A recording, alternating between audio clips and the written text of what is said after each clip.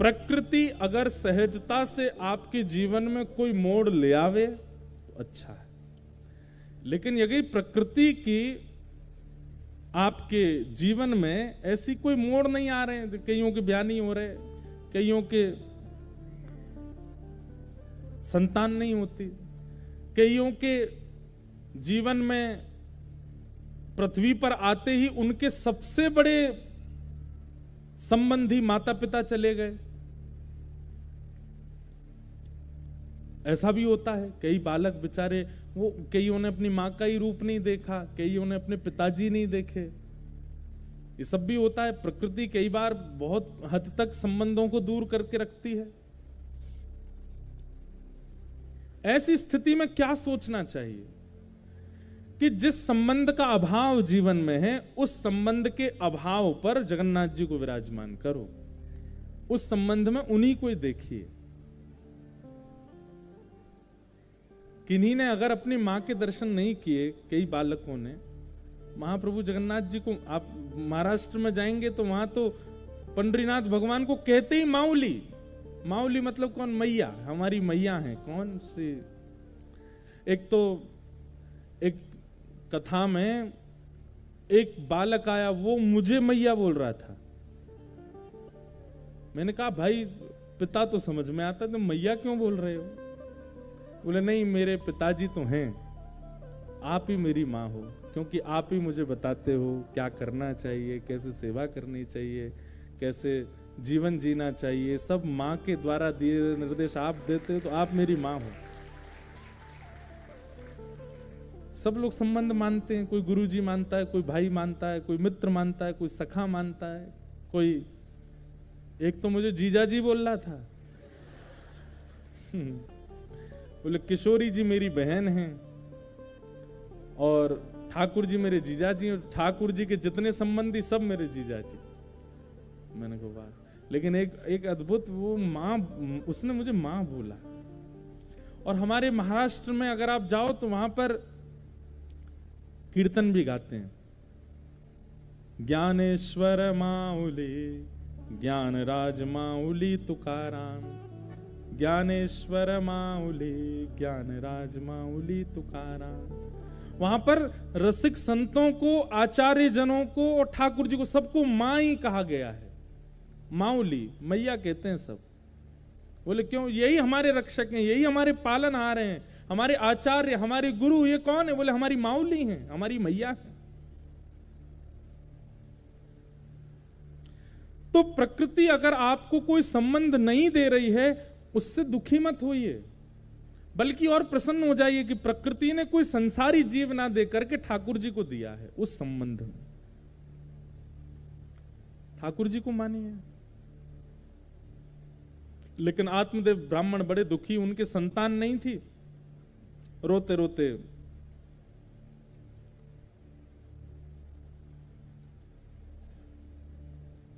अपने प्राण त्यागने के लिए जा रहे थे। तभी एक संत ने उनको एक फल दिया और कहा कि देखो, प्राण मत त्यागो, तुम्हारे वैसे तो संतान नहीं होने वाली है, लेकिन तुम प्राण त्यागने की जिद पर हो, इसलिए मैं तुम्हें अपने जीवन के भजन का फल देता हूं। अपनी पत्नी को खिलाना, तुम्हारे घर पुत्र होगा। और कुछ नियम बताए। अपनी पत्नी से कहना, जब तक गर्भ में बालक उत्पन्न ना हो तब तक इन 5 नियमों का पालन करे इस फल को खाने के बाद। कौन कौन से? सत्यम, शौचम, दया, दानम, एक भुक्तुम तु भोजनम, वर्षावधि स्त्रिया कार्यम, तेन पुत्रोति निर्मल। सबसे पहला सत्य बोले, दूसरा पवित्रता का ध्यान रखे, तीसरा दया करे, चौथा दान करे और एक समय भोजन करे। इन 5 नियमों का पालन तब तक करे जब तक उसको गर्भ में बालक की अनुभूति ना हो। और जैसे ही बालक की अनुभूति हो, फिर देखना इस तप के कारण और इस फल के कारण तुम्हारे घर में एक अद्भुत बालक जन्म लेगा। आत्मदेव जी ने अपनी पत्नी से जाके कहा कि देवी, 5 नियमों का पालन और ये फल खा लो। लेकिन पत्नी ने ना तो नियम पालन किया और फल को गैया को खिला दिया। और इन 5 नियमों का पालन गैया अपने आप करती है, स्वाभाविक रूप से गैया से हो जाते हैं। सत्यम, सत्य बोलो, बोल लेती नहीं है। मौन, मौने च कल हो नास्ति, व्यक्ति जो मौन रहता है उसको असत्य बोलने का पाप कभी नहीं लगता, क्योंकि बोल ही नहीं सकता वो। गैया का ये नियम भी हो जाता है। शौचम, पवित्रता, अरे उसका गोबर ही पवित्र है तो उसमें कितनी पवित्रता होगी। तीसरा, दया, गौ सब पर दया करती है। चौथा, दानम, सबको अपना दूध दे देती है। और एक भुक्तम तो भोजनम, गैया अल्प पाती है, और अल्प भी कैसा पाती है, कोई बहुव्यंजन नहीं पाती।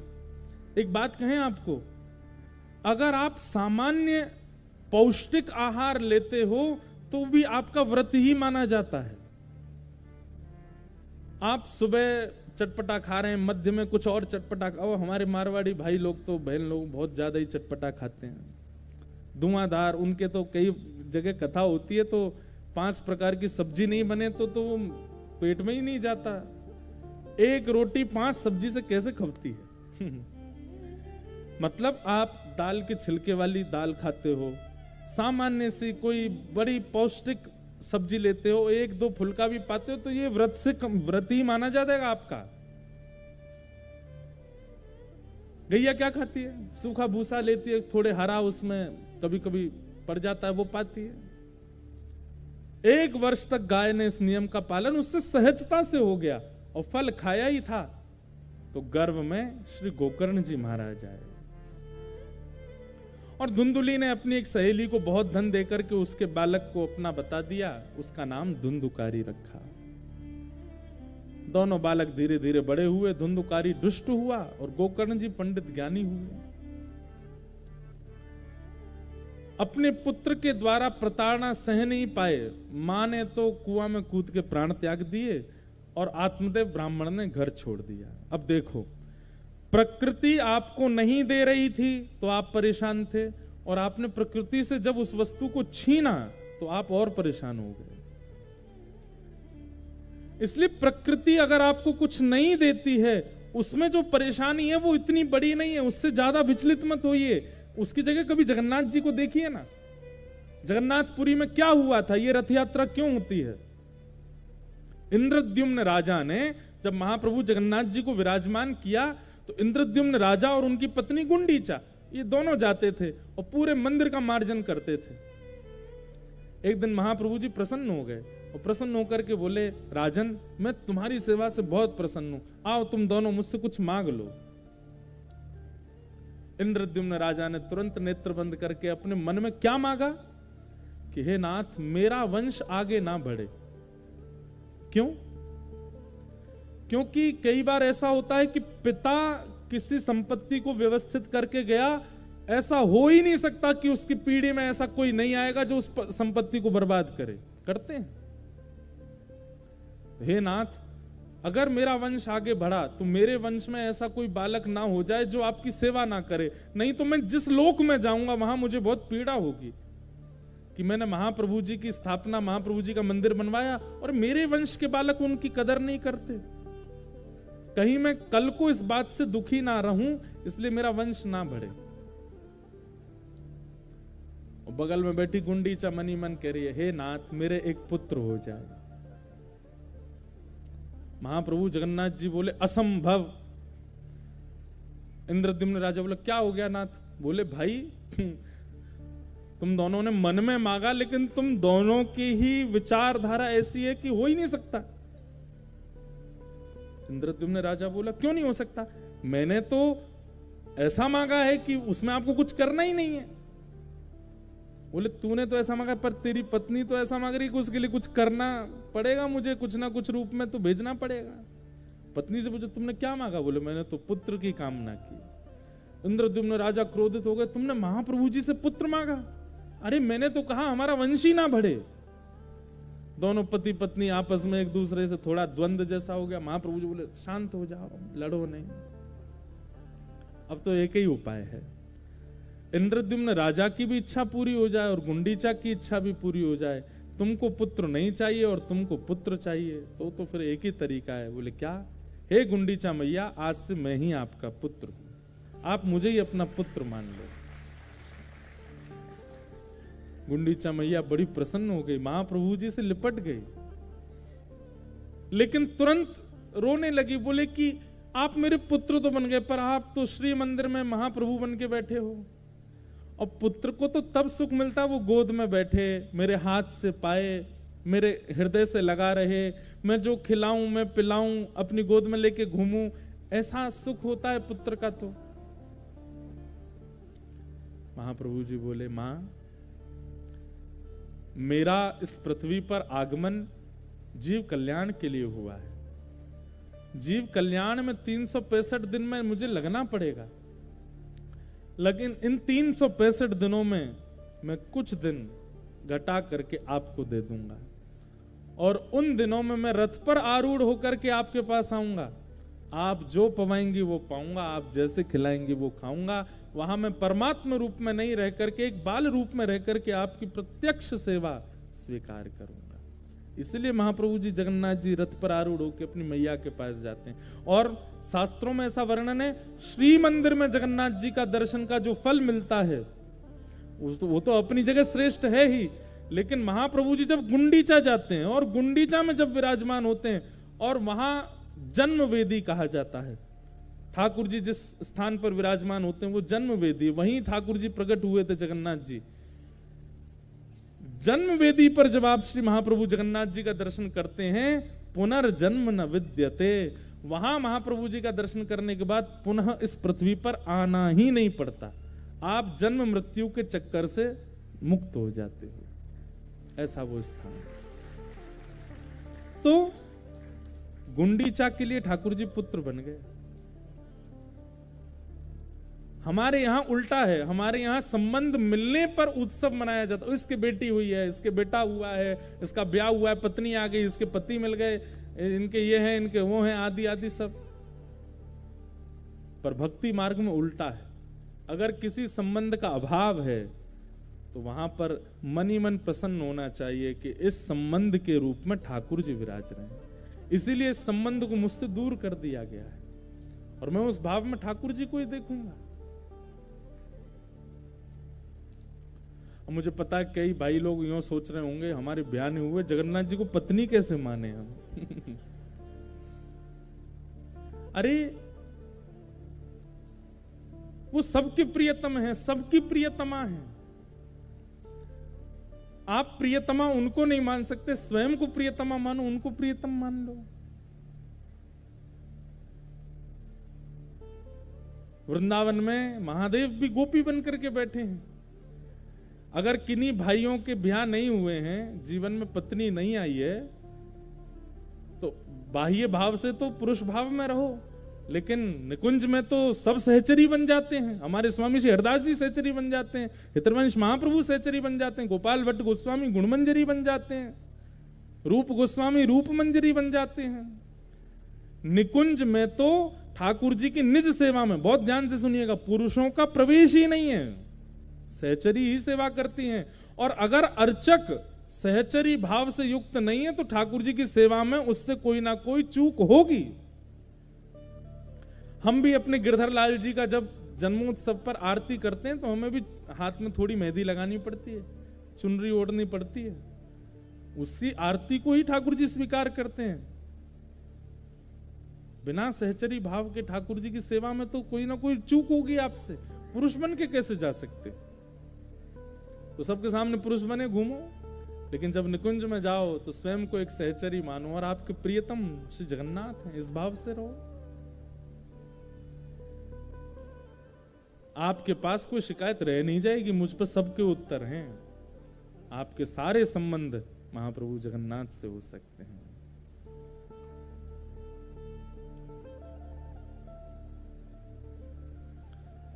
तो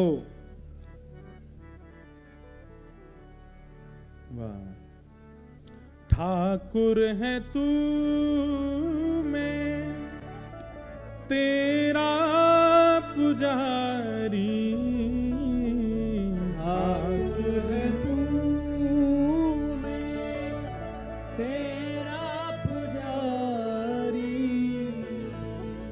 ठाकुर है तू मैं तेरा पुजारी,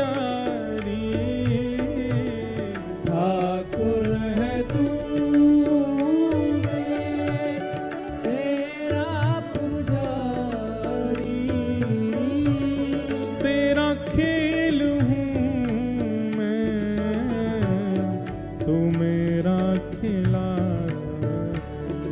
ठाकुर जी से सब संबंध है। आत्मदेव ब्राह्मण अब पुत्र पाकर के ज्यादा दुखी थे, वन में चले गए। तब वहां गोकर्ण जी महाराज ने उनको ज्ञान उपदेश किया और ज्ञान उपदेश करके कहा, पिताजी संसार में कष्ट हमको कब होता है। कितनी अच्छी बात करें, बहुत ध्यान से सुनिएगा। संसार में हमको कष्ट कौन देता है और किसकी बातों का हमको ज्यादा बुरा लगता है, जिससे हमारा कोई संबंध होता है। अब कोई पराया व्यक्ति, कोई बाहर का व्यक्ति बाहर रोड पर कुछ भी करे आपको बुरा नहीं लगेगा, लेकिन अपना व्यक्ति करे तो आपको कष्ट होगा। कई बार ऐसा होता है कि कई सभा में किसी अनजान व्यक्ति से लड़ाई हो जाती है तो उसके द्वारा कहे गए अपशब्द भी बुरे नहीं लगते, अरे क्या करना है, इससे क्यों लड़ना। लेकिन अपना कोई कुछ कह दे तो मतलब अपनत्व में कष्ट होता है। इसलिए पिताजी किसी को अपना मत मानो। बिन गोपाल को नहीं अपनो, जासो क्रीरति रही है, मन पंछी उड़ गई है। सूरदास जी कहते हैं, बिन गोपाल को नहीं अपनो, ठाकुर जी को अपना मानो। अब ये जो प्रसंग है ना, इसके विस्तार हम कल करेंगे। इस प्रकार श्री धुंधुकारी एक प्रेत बन गए मृत्यु के बाद, और श्रीमद् भागवत जी के द्वारा उनको प्रेत योनि से मुक्ति प्राप्त हुई। गोकर्ण जी ने पिताजी को जो ज्ञान दिया, इसी प्रसंग से कल की कथा का प्रारंभ करेंगे। आप सब लोग समय का ध्यान रख के समय से ही आ जाइएगा, ताकि समय से कथा का प्रारंभ हो। और 8 बजे तक कथा का क्रम रहेगा, रोज 5 बजे से 8 बजे तक। महाप्रभु जगन्नाथ जी के रोज दर्शन, और संभवतः महाप्रभु जी का श्रृंगार रोज ही होगा, रोज श्रृंगार होगा, रोज नए नए श्रृंगारों में श्री महाप्रभु जी दिखेंगे। और ऐसा हम भाव रखते हैं। भाव क्या रखते हैं, यही प्रत्यक्ष बात है कि हम जगन्नाथपुरी गए ही इसीलिए थे कि राउल केला कथा में महाप्रभु जी संग ही आ जाएं, तो संग ही आए हैं। और इस वक्त महाप्रभु जी प्रत्यक्ष बैठ करके कथा श्रवण कर रहे हैं। आप सब लोग बड़े समय से आएंगे और कल से और सुंदर भावों के साथ हम लोग आएंगे। आइए आज की कथा को विराम देते हैं। श्री जगन्नाथ जगन्नाथ जगन्नाथ रक्षमा, महाबाहो महाबाहो महाबाहो पाहि। जगन्नाथ जगन्नाथ जगन्नाथ रक्षमा, महाबाहो महाबाहो महाबाहो। जय जय श्री राधे, जय जय श्री राधे, जय जय श्री राधे। बलभद्र और सुभद्रा संग विराजे ब्रज के नाथ। बलभद्र और सुभद्रा संग विराजे ब्रज के नाथ।